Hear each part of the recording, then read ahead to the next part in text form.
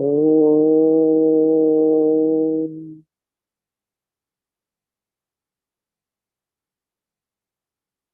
Om.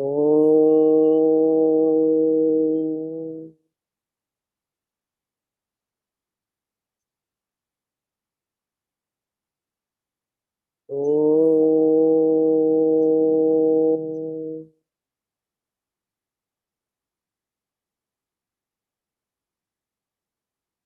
Om Brahmanandam Paramasukadam Kevalam Jnanamurtim Dvandvatitam Gaganasadrisham Tattvamasyadilaksham Ekam Nityam Vimalamachalam Sarvadhi Sakshibhutam Bhavatitam Trigunarahitam Satgurum Tam Namami Shruti Smriti Purananam Alayam Karunalayam Namami Bhagavat Padam Shankaram Lokashankaram Shankaram Shankaracharyam Keshavam Badarayanam Sutra Bhashya Kritau Vande Bhagavantau Punah Punaha Sadashivasamarambham Shankaracharya Madhyamam Asmadacharya Paryantam Vande Guru Paramparam Vande Guru Paramparam Om Sahana Vavatu Sahanau Bhunaktu Saha Viryankaravavahai Tejasvinavadhitamastu ma vidvishavahai Om Shanti Shanti Shanti Narayanam Namaskritya Naram Chaiva Narottamam Devim Saraswatim Vyasam Tato Jayamudiraye. Jai Gurudev. Hari Om, Jai Gurudev. Om Shri Paramatmane Namaha. Atha Namodhyayah Rajvidya Rajaguhya Shri Bhagavanuvāca Idam tute guhyatvam pravakshāmasi Jnanam Vijnanam Yajñātva Mokṣyase Shubhat Rajavidya Rajaguhyam Pavitramidamuttamam Pratyakshaavagamam Dharmyam Susukham Kartu Mavyayam Ashraddhana Purusha Dharmasyasya Parantapa Jai Gurudev Vela. That is Ashraddhana Purusha. Kshamyadam. Ashraddhana Purusha Dharmasyasya Parantapa Aprapya Mam Nivartante Mrityu Samsara Vartmani Maya Tatamidam Sarvam Jagadavyakta Murtina Matsthani Sarva Bhutani Nachaham Teshvavastitaha Nacha Matsthani Bhutani Pashya me Yogamaishwaram Bhuta Brunna cha Bhutasthaha Mamatma Bhuta Bhavanaha.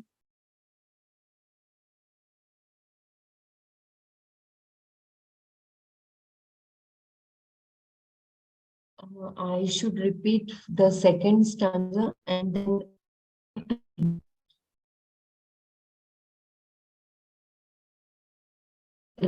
Vidyarajaguhyam Pavitamam Pratyakshavam Dharmyam Sukham Kartumam. I don't remember the first verse. I'll just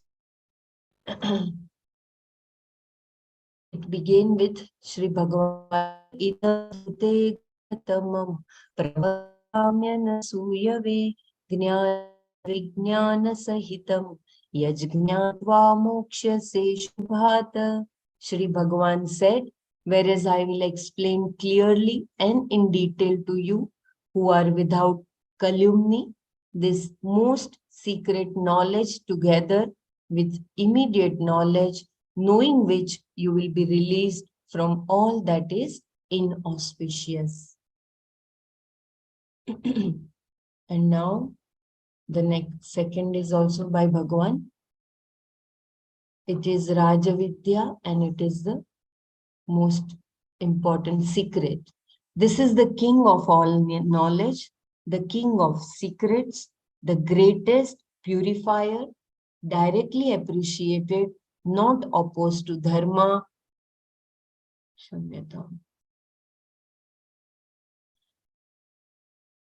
I repeat, this is the king of all knowledge, the king of secrets, the greatest purifier, directly appreciated, not opposed to dharma, easy to accomplish and imperishable. So Bhagavan had beautifully given why it is Raja Vidya, because it is self-evident and it resolves all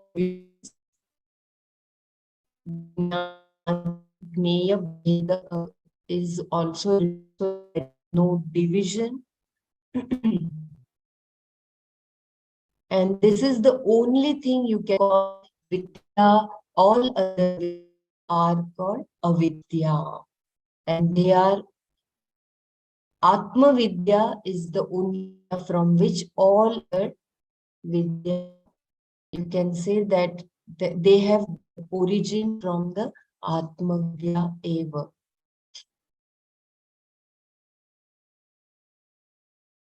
I think this will be should I Brahmaraji in paragraph?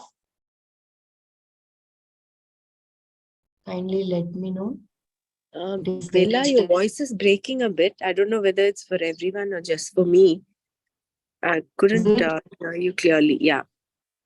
Yeah, should I repeat from this all what we did? I think we did it Yes, twice. Dr. Dhamma, it is for us also. Yeah. The voice is breaking. Then Yes. yeah, kindly I can continue sharing the screen if someone can read or I was asking Brahmaraji and everybody, I should repeat from the second verse, the beginning, or in the middle, because we did till purifier, right? Dr. Yeah, Mara. I think we did till there. Maybe you can start one para before that and then continue. Yeah.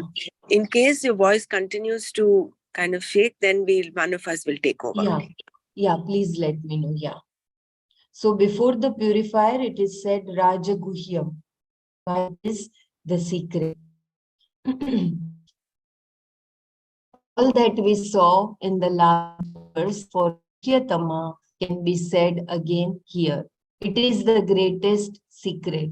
Any secret can be stumbled upon, but this one can remain a secret for eternity. Any other secret is available for disclosure because as a knower, you have means to know it. That is your perception and inference. But this self is the secret of knower himself. How can he know it? About the knower who goes about unraveling all secrets, there is a great secret. He is the sought.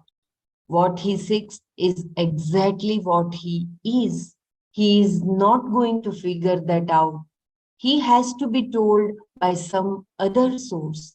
It is like wanting to see your eyes. It is an illegitimate desire. If you see, you know that you have eyes. In fact, if you want to see the eyes, it is a problem.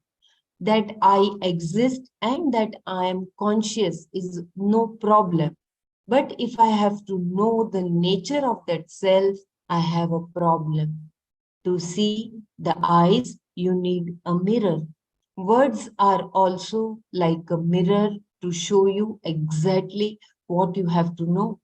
You must see the fact that I am Brahman. Till then, it is the greatest secret, Raj Guhya. As we saw in the last verse, because of its sanctity, also it is Guhya. Anything that is precious is Guhya. Among all the precious things, the most precious is self-knowledge, because anything else, no matter how precious, makes you more insecure.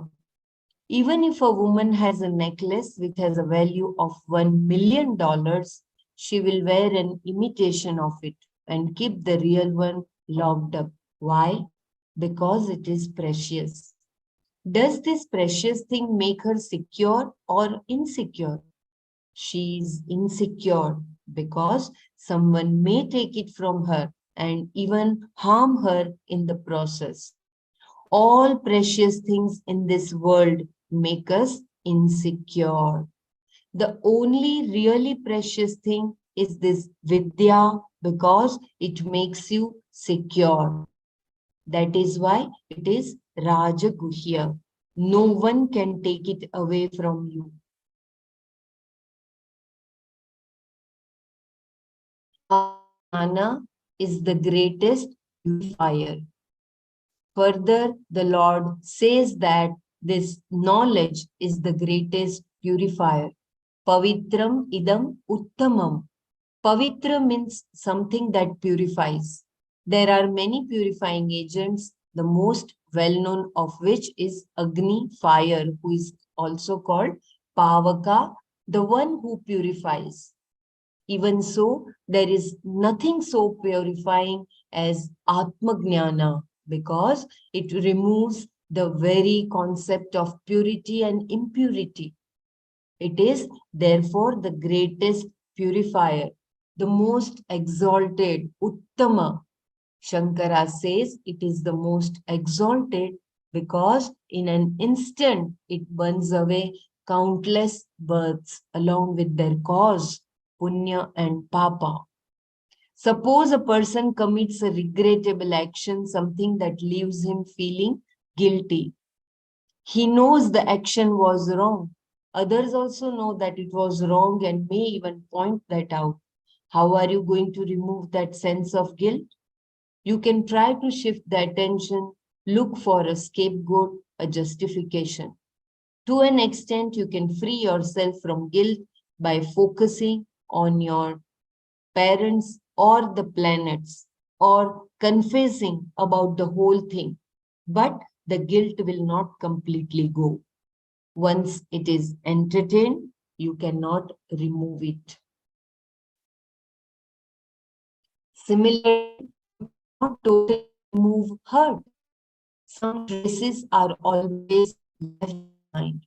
Psychologically, astrologically, or religiously, you can deal with it, but the guilt remains as long as I think that I am the Ahankara.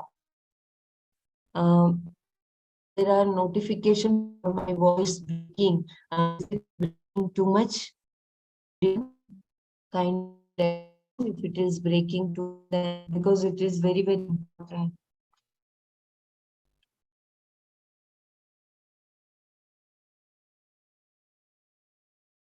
Is it okay if I continue? It's not so bad, Bella. It is quite okay. Oh, okay, dhanyavad. Psychologically, astrologically, or religiously, you can deal with it, but the guilt remains as long as I think that I am the Ahankara. This is the nucleus that holds all the imprints of self. Total elimination is not possible unless you understand Atma is a Karta. That I never perform any action any time is the truth of the self. It is not self-hypnotism. I cannot hypnotize myself into a belief that I did not do any action. but that I never performed any action is a fact from the standpoint of the Atma. Naiva kinchit karma karomi. I think that shloka, Shwashan.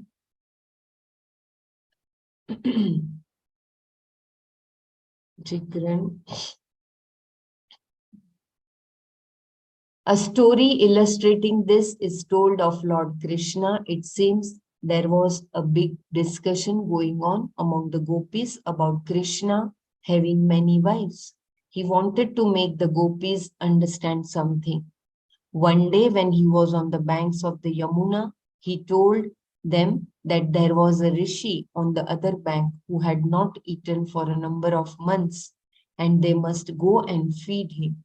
All the gopis prepared food and taking it on several plates, went to the banks of the Yamuna to cross. They found the Yamuna in sped and no boatman would come. So they came back to Krishna and asked him how they were to get to the other bank. Krishna told them to go to the Yamuna and address it, saying, if Krishna is a brahmachari, then O Yamuna, please subside. The gopis laughed, went to the Yamuna, not believing what Krishna had said, but simply following his orders. No sooner did the gopis address the Yamuna as instructed than it dried up. In great wonder, thinking Krishna is not a brahmachari. He has Radha, Rukmani, Satyabhama, and others. What is all this? They went to the other bank to feed the rishi. They marveled as he ate everything they had brought, plates and plates of food.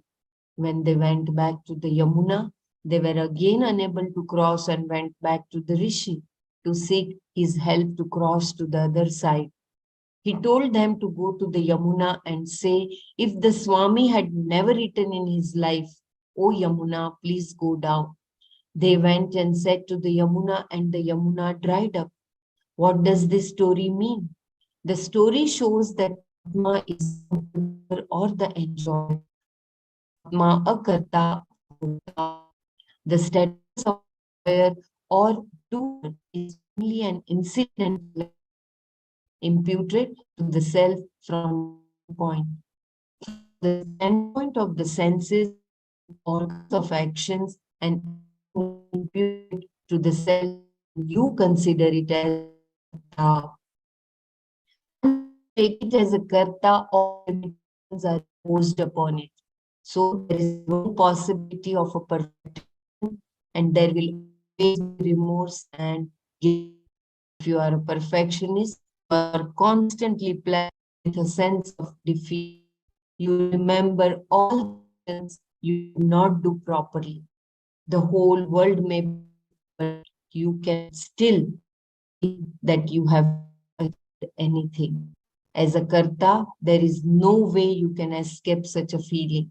The only way out is to understand that the self performs no action. Anything that helps you resolve your problem is pavitra, something that purifies. Prayer, rituals, disciplines, therapy, any kind of help you seek to get rid of guilt, hurt, laziness, frustration, procrastination, and so on, all can be called pavitra. Among all possible things that can be called pavitra, which is uttama, the most exalted, it is only Atmajnana, because that alone calls the bluff of the Ahankara, the nucleus of all these problems. Ahankara, ego, is I, the Atma, but I, the Atma, is not ego. I is Param Brahma. It not only cleanses you of all things done in this life, it eliminates all the punya and papa of previous lives that is standing in your account. By prayer, etc., we neutralize some of the papa karmas to an extent and also eliminate some guilt. But any amount of expiatory action can only neutralize a finite number of papa karmas. Brahmagnana wipes out everything. As Shankara says, it burns along with its root the entire Sanchita karma, which has been accumulated in thousands of births. I repeat this last sentence, it is a takeaway. As Shankara says, it, Atmagnan, burns along with its root the entire Sanchita karma, which has been accumulated in thousands of births. That root is ignorance, whose product is ahankara. The complete elimination is instantaneous because knowledge does not take time. If a person knows clearly, I am Brahman, that is the end of it. It is something like waking up from a dream. In a dream, you may have committed a multiple murder, but upon waking up, you are completely exonerated. You are not responsible for it because you did not do it. When that is so, what is there to be said about the purifying capacity of this knowledge? This is the most purifying. Pavitram idam uttamam. And what kind of knowledge is it? Dharmyam and it is dharmya, something that is enjoined by the Shastra. Shastra talks about various dharmas. I repeat once again. Dharma is enjoined by Shastra, and it is something that is enjoined by Shastra. Shastra talks about various karmas which will help you gain a number of rewards for yourself. This is all called dharma. But this knowledge is something that destroys punya and papa. So one may conclude it is outside dharma. No, this is something enjoined by the Shastra. So it destroys dharma and dharma, taking you beyond them. Shastra is divided into sections. One is meant for abhyuda, the prosperity, well-being of the within samsara. The other gives the well-being, moksha. From the standpoint of being moksha shastra, this dharmya, because we see statements in shastra such as Atma is to be recognized, heard about, thought, and meditated upon. Atma va. Jai Gurudev Bela, I think there is a lot of break coming up. So, yeah, we're not able to hear the full word. Okay, kindly if someone can continue, I can continue sharing the screen. No problem. I will read, huh? Just give me a second. Let me get on to my laptop. And Dr. Dhamma kindly read this because there was a lot Yeah. I will repeat that. Just give me a second.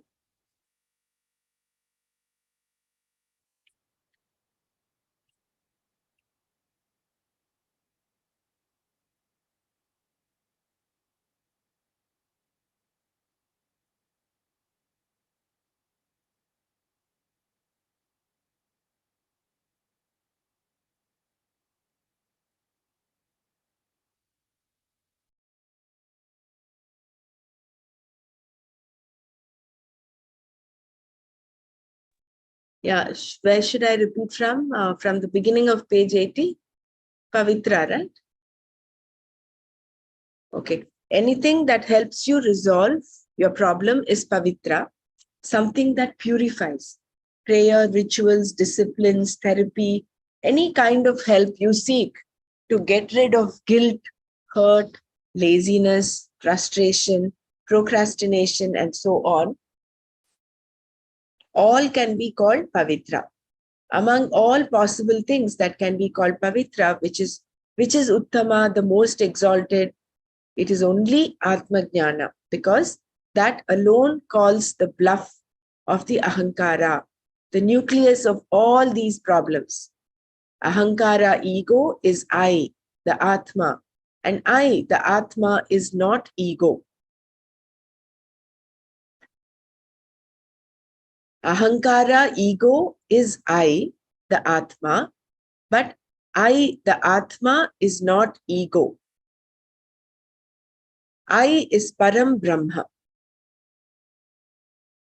It not only cleanses you of all things done in this life, it eliminates all the punya and papa of previous lives that is standing in your account. By prayer, etc., we neutralize some of the papa karmas to an extent and also eliminate some guilt. But any amount of expiatory action can only neutralize a finite number of papa karmas. Brahmajnana wipes out everything. As Shankara says, it burns along with its root the entire sanchita karma which has been accumulated in thousands of births. The root is ignorance, whose product is ahankara. The complete elimination is instantaneous because knowledge does not take time. If a person knows clearly, I am Brahman, that is the end of it. It is something like waking up from a dream. In a dream, you may have committed a multiple murder, but upon waking up, you are completely exonerated. You are not responsible for it because you did not do it. When that is so, what is there to be said about the purifying capacity of this knowledge? This is the most purifying. Pavitram idam uttamam. And what kind of knowledge is it? Dharmyam, enjoined by Shastra. And it is dharmya, something that is enjoined by the Shastra. Shastra talks about various karmas which will help you gain a number of results for yourself. This is all called dharma. But this knowledge is something that destroys punya and papa, so one may conclude that it is outside dharma. No, this is something enjoined by the Shastra, even though it destroys dharma and adharma, taking you beyond them. Shastra is divided into two sections. One is meant for abhyudaya, the prosperity and well-being of the jiva within samsara. The other gives the utmost well-being, moksha. So, from the standpoint of being a moksha shastra, this is dharmya. Because we see statements in Shastra such as Atma is to be recognized, heard about, thought about, and meditated upon. Atma va are drashtavyaha, shrotavyaha, mantavyaha, nididhyasitavyaha from the Brihadaranyaka Upanishad. We understand this knowledge is Shastra Vihita. It is enjoined by the Shastra. In the Shruti statement above, the suffix tavya indicates the imperative. It is a command, a vidhi. When there is a command in the Shastra, you should be able to fulfill it because it is based upon your will. The Purusha using his will fulfills the vidhi. But when it comes to Atma Jnana in Moksha Shastra, the vidhi does not apply in the way we normally understand because it is yourself. The statement Tat Tvam Asi, you are Brahman, is not a command. Shastra is not saying that you better become Brahman if you want moksha. It is a simple statement of fact. In a statement of fact, where is the pursuit? Even though there is no pursuit of action, because you cannot undertake any activity to be yourself, Here too, there are certain things to be done. As with any fact, it has to be understood, and therefore it has to be inquired into as directed by the Shastra. Therefore, it is said in the form of the injunction, Atma va are drashtavyaha shrotavyaha mantavyaha nididhyasitavyaha. This, because it is enjoined by the Shastra, this knowledge is said to be dharmya. This is one meaning for dharmya, not outside the Shastra. So this is very, very profound in that it is not against the Shastra. It is Shastra Vihita. So there are two aspects of Shastra. One is Abhyudaya. For Abhyudaya, that is all the karma kanda, that you do all this ritual, you get this comfort in life, so that you have health, wealth, and prosperity. The other aspect of Shastra is the Moksha Shastra, which is the Vedanta, the end of the Uttara Mimamsa. So, and therefore, this Shastra, Atma Jnana, Brahma Jnana, is Dharmyam. It is in line with the Shastra, in line with the Dharmya. So, but when it is said command, unlike for the rituals, you have to do this to get this, actually speaking, there is nothing to do with respect to self-knowledge, because it is you that is they're talking about. But in order to undertake this, in order to get to this moksha, you have to inquire. It has to be understood. That is the whole thing. That understanding requires some effort, and that is what it is. That is why Atma va are drashtavyaha shrotavyaha, must listen to it, shravana, mantavyaha, do manana, and nididhyasitavyaha. Dharmyam, never opposed to dharma. Another meaning is that it is never opposed to dharma. If you analyze dharma, you will find that it is the order, which is Ishvara, and you will not be separate from that order at any time. Your notion of being separate, your ahankara, is negated.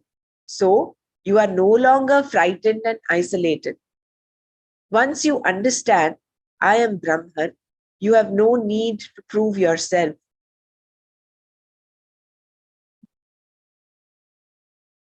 Repeating this, another meaning is that it is never opposed to dharma, which is what? The Atma Jnana is never opposed to dharma. If you analyze dharma, you will find that it is the order, which is Ishvara, and you will not be separate from that order at any time. If you remember in chapter 6, we read, a person, a jnani, can never do anything adharmic because he is in tune with dharma. That Atma upamyena sarvatra samam pashyati Arjuna. Sukham va yadi va dukkham. I don't know the last part. So that therefore your notion of being separate, your ahankara, is negated. So you are no longer frightened and isolated. Only when there is this separation there is this bhiti, the fear. So with ahankara, there is a separation, I and the others. So when the separation is no longer there, there is no fright, there is no fear, there is no sense of isolation. So once you understand I am Brahman, you have no need to prove yourself. We need to prove ourselves or feel the need to prove ourselves only when we are in the state of ahankara, when we identify with the ahankara. I have to prove myself, I have to be great, I have to be this, I have to be that. So that is not there. At the beginning of the Gita, we see that Arjuna is overwhelmed by his situation.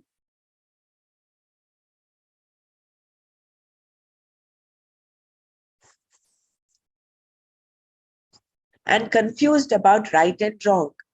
Because of his prior samskaras and the knowledge from his culture that there is a moksha shastra, he decides to solve his problem for good and asks Krishna to teach him.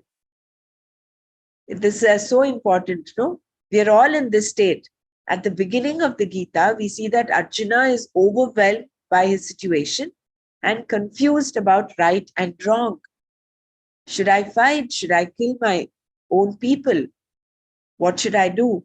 Because of his prior samskaras and the knowledge from his culture that there is a moksha shastra, he decides to solve his problem for good and asks Krishna to teach him, which is what we are doing right now. We all have our own Arjuna related problems. But because we have some samskaras from our previous janma, and also that ultimate knowledge is this moksha for moksha is to come to the shastra, we all have sought or resort to seek the solution from Bhagavad Gita. Since the knowledge is of yourself, the buddhi has to turn its attention towards the self. If it is unenlightened, it cannot, because it has no pramana for that. Since you require a pramana, you expose your buddhi to the shastra coming from the teacher.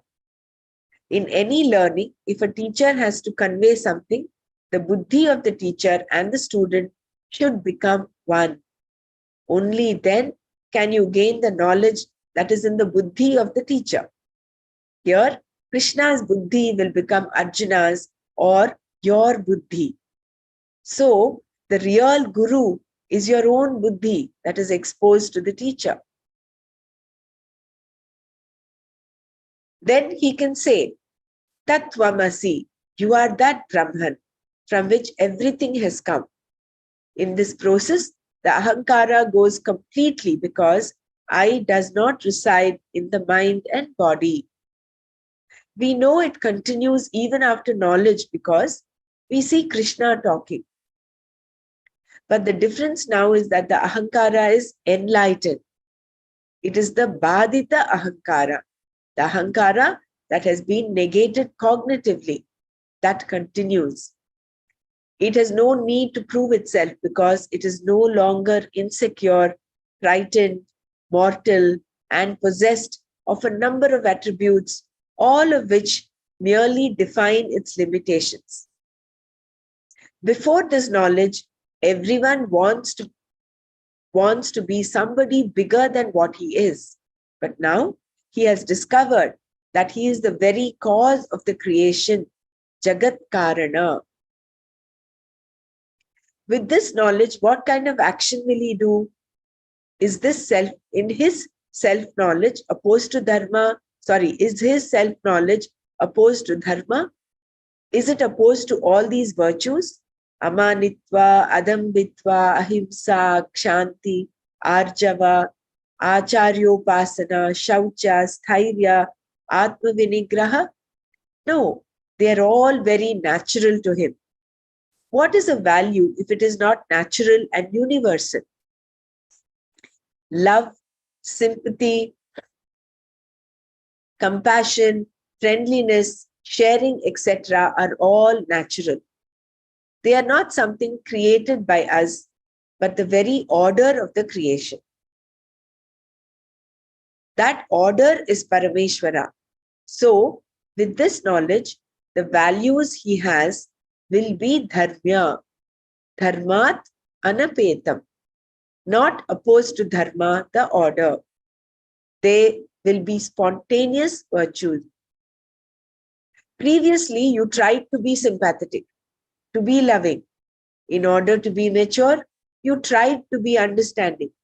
You tried to be giving so that you could become more than what you were. As a mature person, you recognized and responded to the needs of others. So beautiful. The initial part is where you're trying to be all of this. Whereas as a mature person, you recognize and then you respond to the situation. There was an alertness, an attempt on your part which was necessary. But now, after knowledge, all these are natural to you. What was a sadhana before becomes an embellishment now. Now, because the person is full, he has no need to go against dharma, he has nothing more to gain. This is exactly how Gurudev is. He says all these virtues are natural, spontaneous to him. Someone asked him once, do you get angry? He says, no, because that's not in my nature. He doesn't need to do sadhana not to be angry. All of us, to a certain extent, maybe some of us are already beyond that stage. We have to make an attempt not to get angry, as in be aware and alert and remember this knowledge. But once you're a mature person, a jnani, it becomes very natural to him. All these virtues of loving, giving, caring. Generally, behind every wrong action is a person who is frightened or greedy. He is greedy because he feels small and frightened because he feels overwhelmed by the world, all because of ignorance.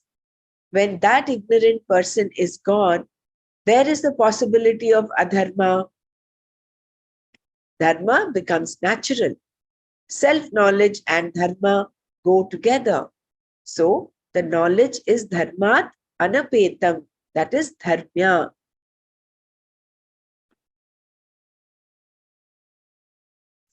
Any repetition is required of any part? It is very clear, no? The whole thing explanation is about dharmyam, the whole word dharmyam. So this knowledge is not opposed to dharma. It is in line with dharma. Because dharma is Ishvara. The order is Ishvara. So it cannot go against it. It is not outside of dharma or adharma. Susukham kartum. Further, it is the most easy if you are ready for it. Because Bhagavan has described this knowledge as Raja Vidya, Raja Guhya, Pavitra, etc., one can be afraid that it is beyond one's capacity to attain. This notion is a deterrent to even undertaking the pursuit, and so it has to be addressed. If someone is asked to lift something which is beyond his capacity, even looking at it, he will feel weak. Similarly, one can think that there is a lot of effort involved in gaining this knowledge and get discouraged. In fact, it is very easy to pursue. Susukham kartum, because you need not make any effort. You have simply to know. The means of knowledge, pramana, is available. The teacher is there. All you have to do is expose your buddhi. The Shastra makes the ahankara drop. It is like you're seeing these words right now. What effort do you make? Your eyes are open. The printed page is right in front of you and you see the words. You are not doing something. Your eyes are open and you happen to see. Even if you do not want to see, you will see if the eyes are open and are backed by your mind. It is the same for any piece of knowledge. Atma is Sat Chit Ananda, and all you have to do is expose yourself to the teaching and see exactly what the words say. Your will or effort is not involved. This is what is called surrender. You need not do anything. The words take care of the job of revealing what the self is. This is the teaching. And therefore, it is Susukham Kattum. I think this is worth reading again. Because somewhere, maybe all of us think that because it is Raja Vidya, Raja Gurya, Pavitra, and all that, and it seems like overwhelming. How can I be Atma, all encompassing? How can I be Sarvam Vasudevam, Idam Sarvam Vasudevamayam? How can I be that? So that that is addressed here in that one might think there is a lot of effort involved in gaining this knowledge and get discouraged. In fact, it is very easy to pursue. Susukham kartum, because you need not make any effort. You have simply to know. The means of knowledge, pramana, is available. The teacher is there. All you have to do is expose your buddhi. The Shastra makes the ahankara drop. It is like you're seeing these words right now. What effort do you make? Your eyes are open. The printed page is right in front of you and you see the words. You are not doing something. I think all of us, I suppose we are reading, we are also looking at the page, no? So we get this as a direct experience. You are not doing something. Your eyes are open and you happen to see. Even if you do not want to see, you will see if the eyes are open and are backed by the mind. It is the same for any piece of knowledge. Atma is Satchit Ananda, and all you have to do is expose yourself to the teaching and see exactly what the words say. Atma is Satchit Ananda, and all you have to do is expose yourself to the teaching and see exactly what the words say. Your will or effort is not involved. This is what is called surrender. You need not do anything. The words take care of the job of revealing what the self is. This is the teaching, and therefore it is susukham kartum. The only thing we have to do is expose our buddhi to the Shastra. Find a teacher and through him expose ourselves to the Shastra. And that is called, and the little bit of effort required is there. But once you get there to the teacher and the Shastra, the pramana is there right in front of you. And those words, you just have to expose yourself to the teaching and see exactly what the words say. So in order for us to see exactly what the words say, we need a degree of Atma Shuddhi, Antakarana Shuddhi. It is like a mirror. You want to see yourself in the mirror. If the mirror is dirty, you will only see a distorted face. You cannot see your face clearly. So in order to see the words the Shastra is saying, you have to cleanse your inner equipment. And it's not enough if it's clean. If it's clean and it's not steady, again, you cannot get a proper image. So it has to be clean and it has to be steady. Antakarana Shuddhi and Antakarana Naischalya. That Naischalya happens with regular practice of meditation. When you do dhyana regularly, and that is the abhyasa, so that brings in that Antakarana Naischalya. And with that is the preparation. Then you see exactly what the words say. Your will or effort is not involved. This is what is called surrender. You need Excuse not me, Antakarna Neshkarya means Antakarana Nishalta? Nischala. Antakarana Naischalya is that Okay. steadiness of the mind. Okay, thank you. You have a pure mind, yes, but just a pure mind, you would not be able to. Then there will still be some obstacles your way. Remember, we learned about the orientation, all the habits. We tend to get caught up in that. So when we do nididhyasana, all those orientation and all that also start settling down. Okay, thank you. Our vasana. So then with dhyana, that mind also, the pure mind, which is like shimmering, like in the ocean, there is always that ripple of waves coming up and down. Even that settles down, and that Naischalya happens. Nischala means chala is movement. No, nischala is something that does not move, that is steady. So then The words then take care of the job of revealing what the self is. In that state, if you do the Brahmabhyasa, which is either Tattvamasi or Aham Brahmasmi, then the words do their job of revealing the self.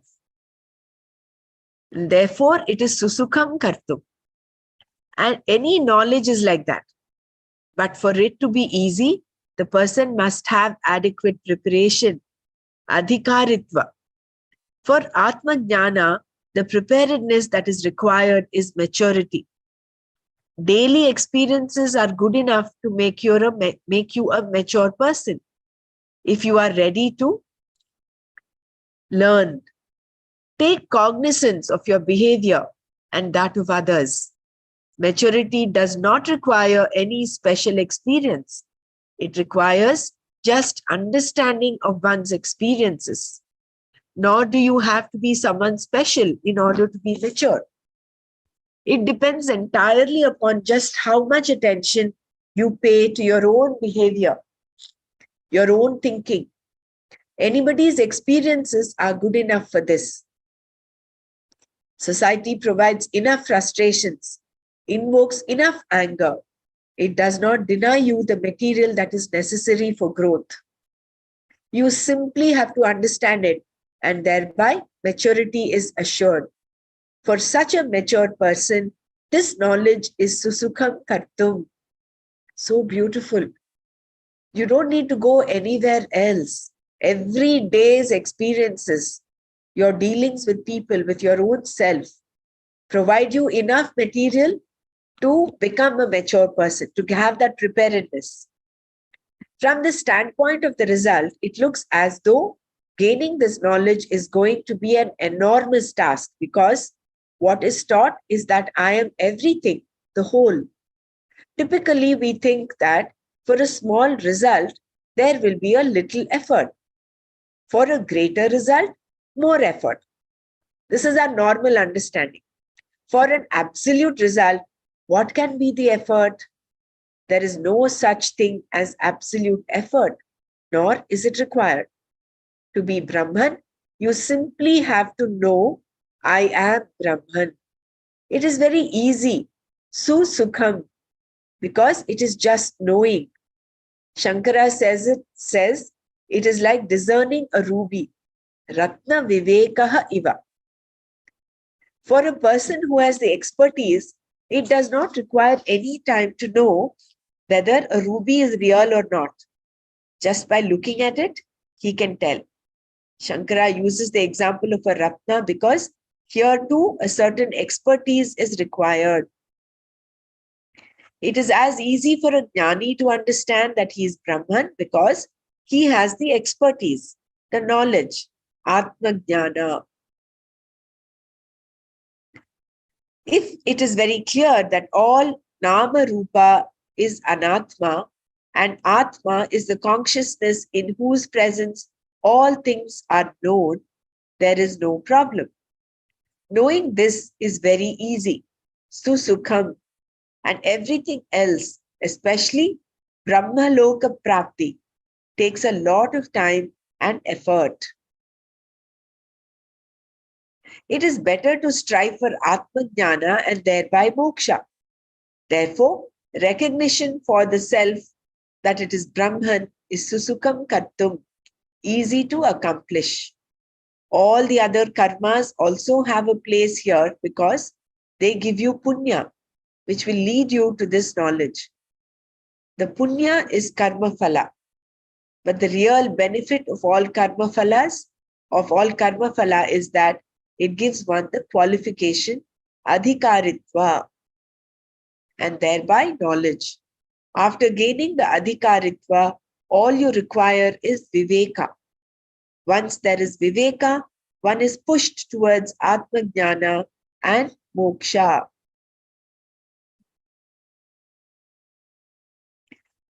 We'll stop here today. I will just read the last para one more time.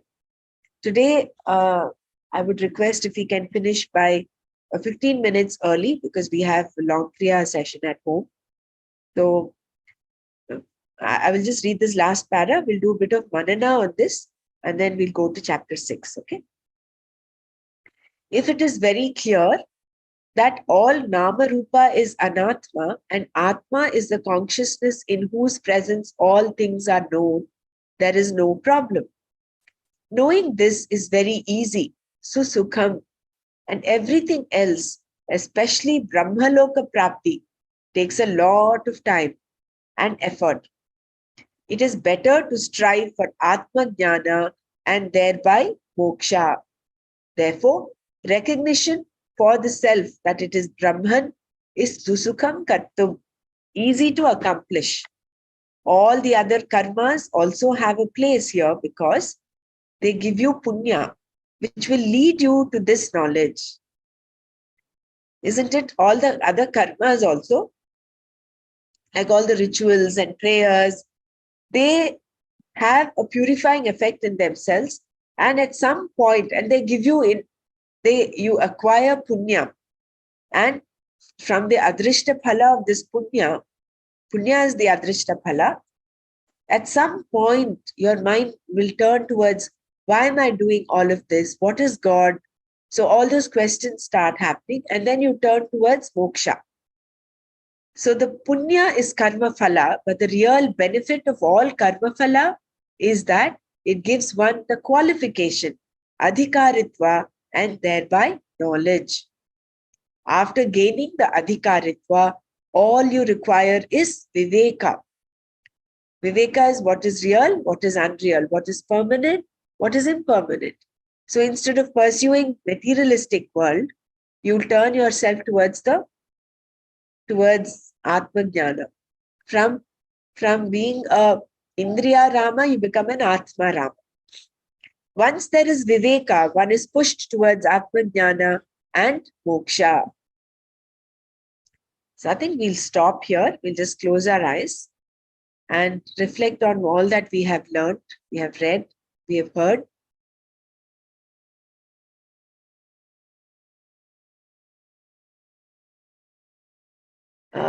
Bela, can you just chant the verse once? You don't need to scroll up. You just chant the verse, the second verse, the third verse, I think this is.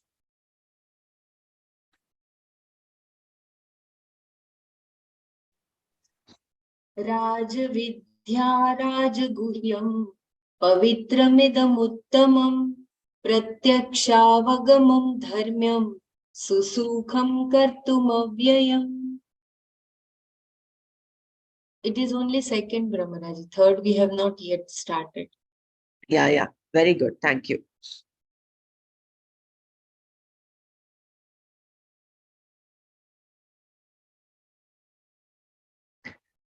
So we can share our takeaways. What is that really stood out in today's reading?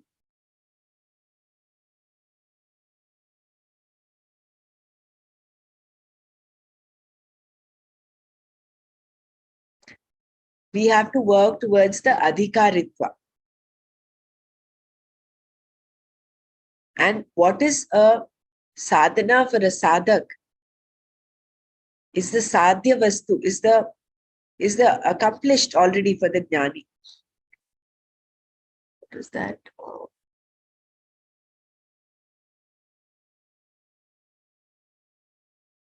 There was one thing, sadhakasya sadhanani.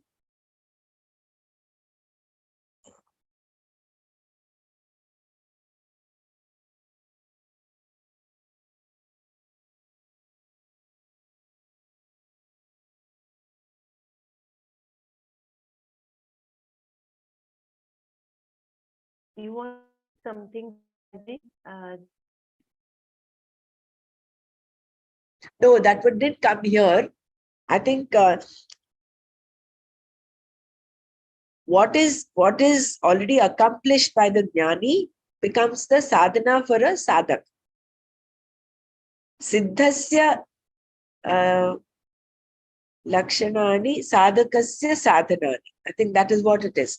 Yeah, so a jnani there is very spontaneously expressing all the human values. It is his nature. Whereas all the others who are sadhaks, we have to try to be in that space. So for Atmajnana, it is susukham. It is very easy. It's effortless actually. The only little effort required is to acquire the adhikaritva. That is to expose your buddhi to this knowledge. And that buddhi, it's not just any buddhi. It should be a clean buddhi. A buddhi that is clean, that has viveka, that has got the adhikaritva. And that adhikaritva is that atma antakarana shuddhi and antakarana naischalya.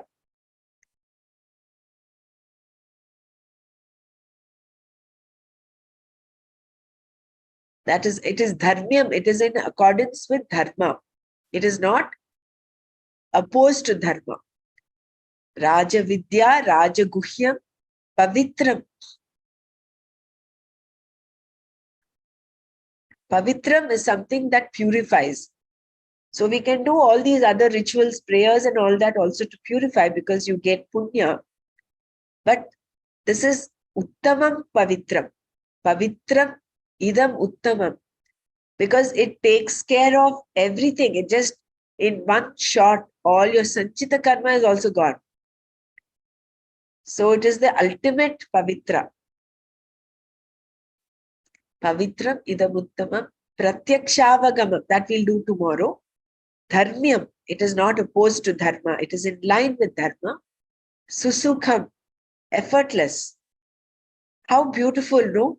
Such a beautiful secret, this Rajavidya, Rajaguhya. How carefully Bhagwan has chosen his words. Instead of making others, the sadhaks, feel overwhelmed and say, oh my gosh, this might be very difficult for me to attain. Because that is what we normally think. Small thing to accomplish, small effort required. Big thing to accomplish, greater effort required.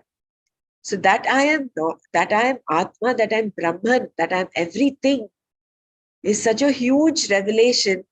So generally the thing is, we might think that we have to put in a lot of effort. How beautifully he brings in this word, susukham. Susukham kartum. Because actually there is no doing required there. It is only recognizing.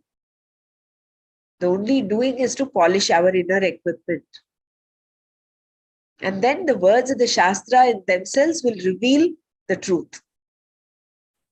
What a beautiful, It's what really so nice to reassuring. put it, right? Huh? You're not doing something, your eyes are open, you happen to see. Yeah. It's so fun to see that. I mean, it's so beautiful. Yeah.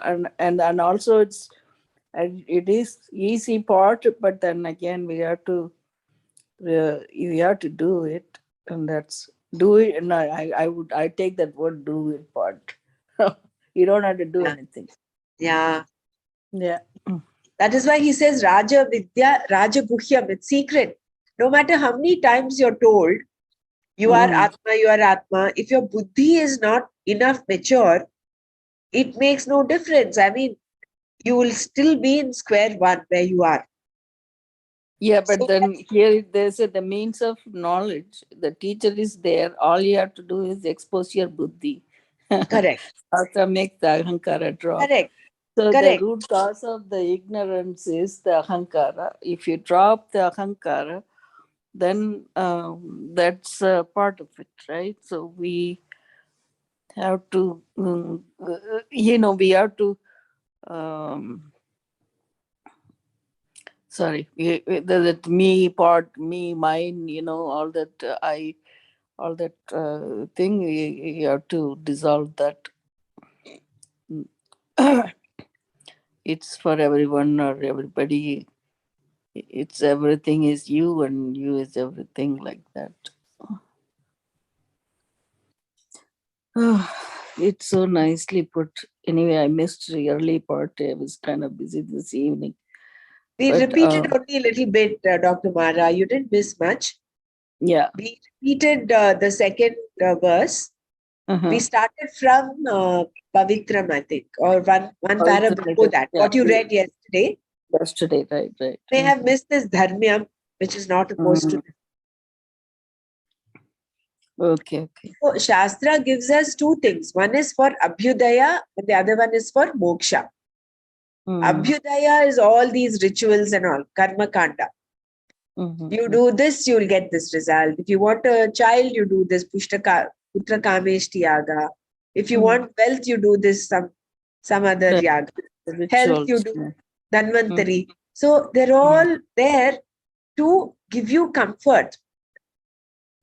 See, ultimately, who will be able to pursue Moksha Shastra? Not someone who's reeling in discomfort, not someone who is miserable, isn't it? He will be steeped in samsara. So there, you need to have a certain degree of comfort in order for your mind to actually look upon and start working towards Moksha Shastra, Moksha. So only a person who is hungry all the time will only look out for food. But a person who is satisfied, who's full, then he has a chance of saying, what is greater, what is there? This is all this I'm getting, but what else is there? So that turning towards that, directing your life's compass towards moksha can happen only when you have a certain degree of comfort. So probably that is why the Shastra has both the paths, Karma Kanda and Jnana Kanda. Which also explains why in the ashram we still do all these yajnas and, all the homas and everything. So it brings in that abhyudaya, and it also aids in getting this adhikaritva, in maturing your mind, in maturing the buddhi. Right. Because how long will you keep on asking, give this, give that, and all that? So at some point, there may be a turning point where you say, what is the use of all of this? What am I gaining? So that is when the Moksha Shastra opens itself, opens the gates, or you open your gate in the buddhi to Moksha Shastra. Right. Here it is True. said also, na, your buddhi is your guru, because you are Right. open to the guru's buddhi, like that. That is true. Very right. Anyone else wants to share anything? Please go ahead.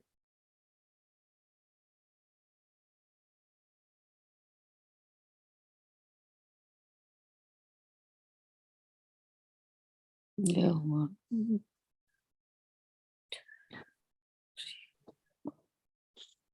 So Atmavare Shrotavyah.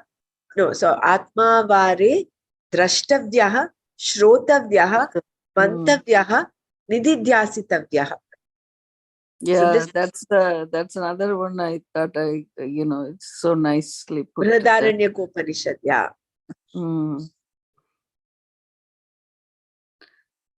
Yeah. I mean, this What's whole the meaning of this shloka? Atmavare Drishtavya Shrotavya. Atmavare Drashtavya. You have to see or recognize the Atma. Shrotavya. You must listen to the things about Atma, all the Shravana of the Shastra. Mantavya. You need to clarify your doubts, remove all those doubts and, have that clarity of knowledge. And Nididhyasitavya. Contemplate upon it. Okay, Atma Vare means about Atma. Are means I think it's the teacher telling the student. Okay. That's my little Atma understanding. Va. I may be wrong. We need to check that thing. Atma Va Because Are. this is a very famous shloka everywhere. Correct. They say. Correct. So Atma Va means only the Atma. Atma Va means only the Atma. You have to see, think, listen, and contemplate only about Atma. That Va means only, is it? Atma Va. Great. I think with respect to Atma, this is what needs to be done. I think that is my understanding. I don't know whether that Atma Va will maybe this can be a question for Nana. Hariom, va in Sanskrit means ऐसा है क्या?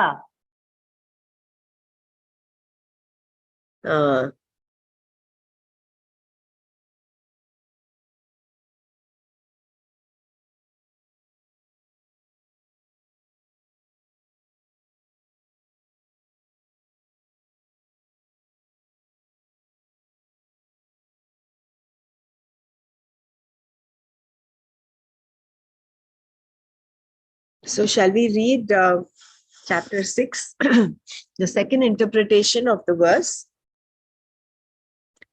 Atmaupamyena sarvatra samam pashyati Arjuna sukham va yadi va dukkham sayogi paramo mataha. So if one who, taking oneself as an example basis in all situations, sees either pleasure or pain as the same, that yogi or Arjuna is regarded as the most exalted. So we read this yesterday, where he takes himself as an example. So what is sukham for him is sukham for others. Dukkham for him is dukkham for others. So he does not do anything which is adharmic. He cannot commit a murder, for instance. And how all of this is based on the ignorance. Ignorance then leading to ego, the sense of isolation, sense of greed, fear. And that beautiful verse from Udara Mantaram Kurute Athatasya Bhayam Bhavati in the Taittiriya Upanishad, and Dvitiyat Vai Bhayam Bhavati in the Brihadaranyaka Upanishad. Whenever there is duality, there will be fear and there will be greed. Greed, why? Because you think you are insecure and you want to acquire something to become secure. So, and then we saw the Dvaita between Jiva Dvaita, Jiva and the world, and Jiva Jagat, Jiva Ishvara Dvaita. Jiveshwara Dvaita, Jiva Dvaita, and Jiva Jagat Dvaita.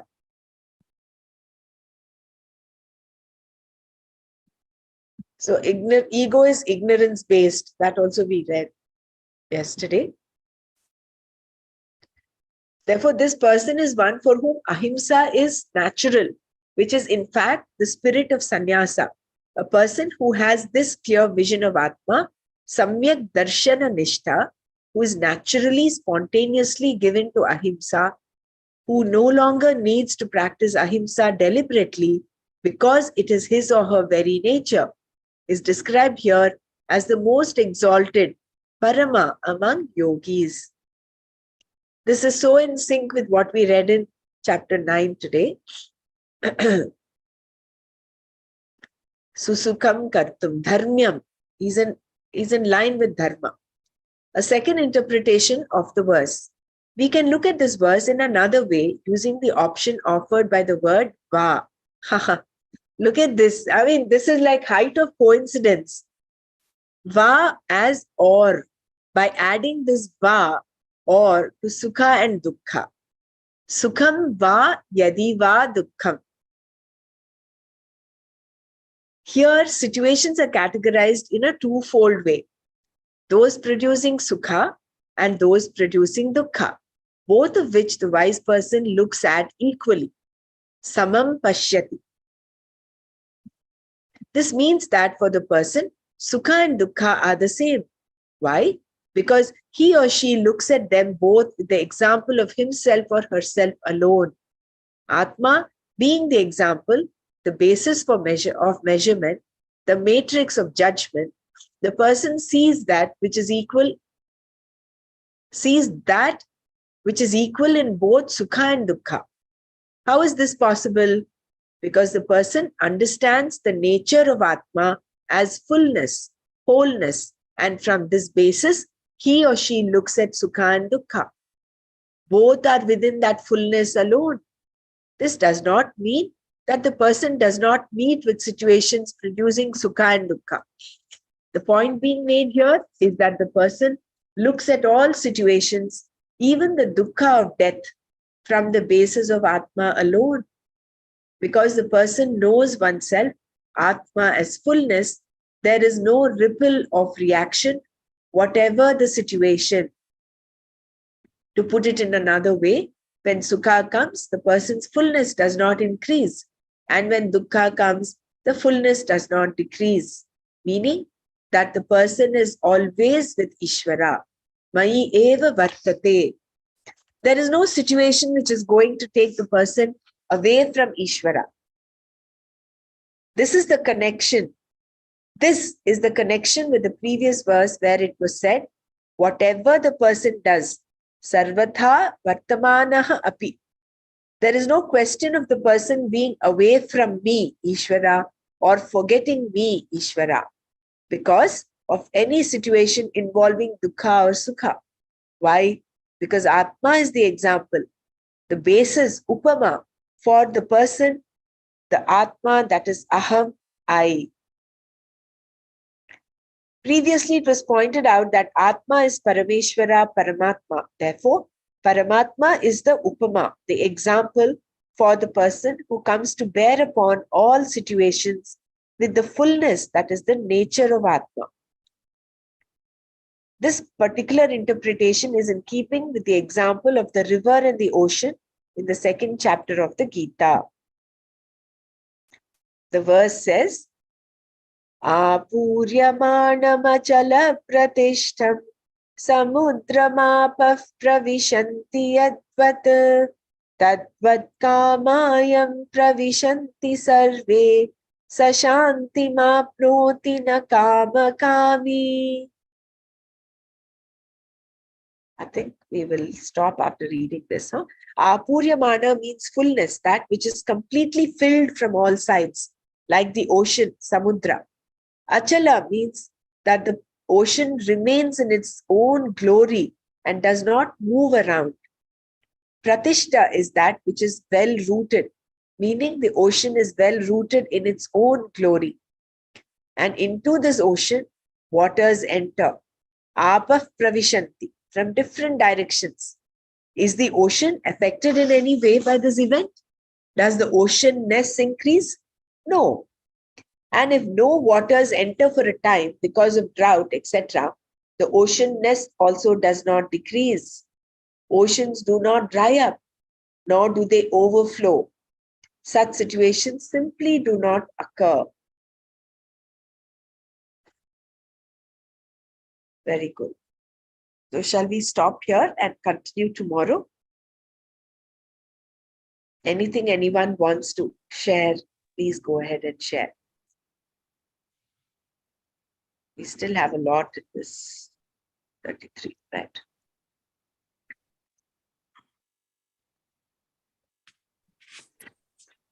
Jai Gurudev. This shloka which we just read from chapter 2, 70 shloka, this is also, it's so important that it is like it is mentioned in the Mandukya Upanishad also. The description of the ocean, and the same verse has been mentioned there also.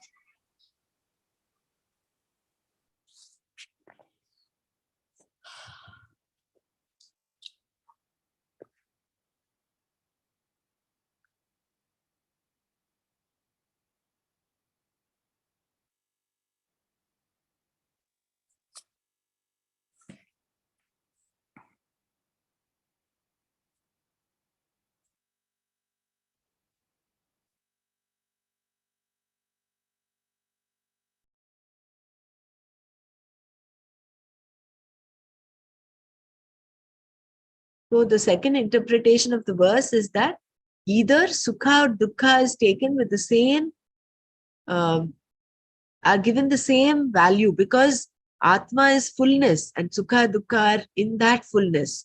They're not separate from it. So whether or not he's faced, these opposite values are complementary. This is, that equanimity that we gain when we understand that there are opposite values in life. They complement each other. So the jnani is in that state. So nothing will ruffle him, just like the ocean. Apuryamana machala pratishtam. It's true, isn't it? Rivers might dry up, but oceans never dry up. They remain. And the ocean nest does not increase by the rivers flowing into them. It's in that state of equanimity. Yeah. So sukham va yadi va dukkham. Va meaning here is or.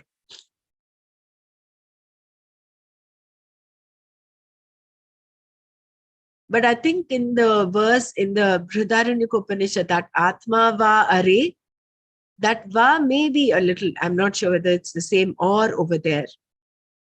It may have a different meaning. So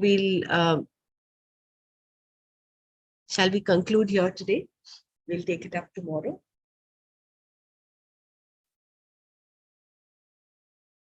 Om Loka Samasta Sukhino Bhavantu. Om Shanti Shanti Shanti.